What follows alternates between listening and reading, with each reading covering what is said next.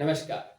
यदि आपने अपने घर का वास्तु उपचार करना है तो क्या-क्या चीज़ें रिक्वायरमेंट है? सबसे पहले चाहिए आपके घर का एक 2D स्केल मैप। इसके अलावा दूसरी क्या चीज़ है? आपकी जन्म पत्री यानी बर्थ डिटेल हो, तो बहुत अच्छी बात है। और तीसरी क्या चीज़ है? वो है आपकी प्रकृति। प्रकृति से संबंधित जो भी चीज़ें हमें चाहिए, जैसे कि आपके कुछ फ़ोटोग्राफ, हमारी टीम जब जाती है तो प्रकृति से संबंधित कुछ प्रश्न आपसे पूछती है। ये 3 ही चीज़ यदि आपके पास उपलब्ध है, तो आपके यहाँ पे वास्तु के उपचार किए जा सकते हैं। प्रकृति से ये बताया जा सकता है कि क्या आपके लिए करना ठीक है और क्या आपके लिए करना ठीक नहीं है। वास्तु का 2D स्केल मैप। यहाँ पे एक प्रश्न आता है, जैसे ही 2D स्केल मैप की बात करते हैं, तो लोग आमतौर से कहते हैं कि हमारे घर पे एक नक्शा बना हुआ है, अथवा तो कॉपी पेन ले लेंगे, उसमें ऐसे ड्रा करने लगेंगे कि इसमें यहाँ पे ये चीज़ बनी है, यहाँ पे ये चीज़ बनी है। अथवा तो ऐसा कहेंगे कि हमारे यहाँ तो पंडित जी आए ऐसे बता गए। क्योंकि ऐसा आपने देखा है, ट्रेडिशनल वास्तु के अंदर आमतौर पे ऐसा ही होता है कि आप जाओगे, विद्वान व्यक्ति आएँगे और आपके घर में घुसते ही कहेंगे जी ये चीज़ खराब है, वो चीज़ खराब है। ये सारी चीज़ें एक अंदाज़ा तो किया जा सकता है।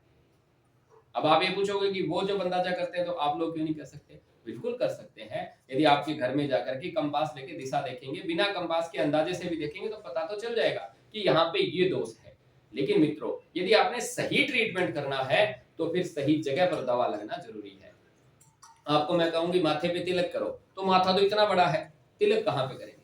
तो तिलक करने का एक पर्टिकुलर स्थान होता है, तो वैसे ही एक दिशा होती है, जब तक उसकी बिल्कुल पूर्णतः शुद्ध मार्किंग नहीं करेंगे, तब तक कैसे पता चलेगा कि इसका क्या रिजल्ट है?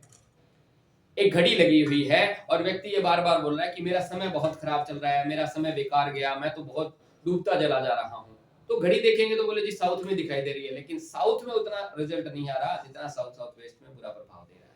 तो वो एग्जैक्ट जब मार्किंग होगी, तो पता लगाया जा सकता है सहज रूप से। तो फिर आपने बिल्कुल सरलता के साथ बिल्कुल एप्ट एक्यूरेट उपाय करने हैं, तो आपके घर का मैप भी बिल्कुल एक्यूरेट यानी कि पूर्णतः शुद्ध होना चाहिए। दिशाओं की अच्छे से मार्किंग की हुई होनी चाहिए।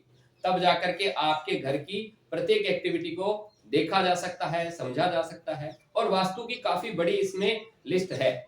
कभी फिर यदि आप लोग कहेंगे, कमेंट करेंगे तो मैं पूरी डिटेल बताऊँगा कि कैसे-कैसे क्या देखते हैं। सामान्यतः वास्तु के अंदर हम आपकी एक्टिविटी, यूटिलिटी, ऑब्जेक्ट को देखते हैं कि कौन-सी चीज़ें कहाँ-कहाँ पे पड़ी है, उसके बाद में उसको ठीक किया जाता है। और ये भी एक परत दर परत काम होता है। तो मैं आपसे निवेदन करूँगा, यदि आप अपने घर से संबंधित किसी भी प्रकार की कंसल्टेशन लेना चाहते हैं, तो फिर सबसे पहले ये जो तीनों चीज़ें हैं, birth detail, to the scale map और प्रकृति, ये जो जानकारी है, ये जब भी टीम आपसे संपर्क करती है, तो उनके साथ आप सहज रूप से साझा करें। यदि आप अपने घर से जुड़ी हुई किसी भी प्रकार की समस्या का समाधान चाहते हैं, तो दिए गए नंबरों पर संपर्क कर सकते हैं। जय सिया राम।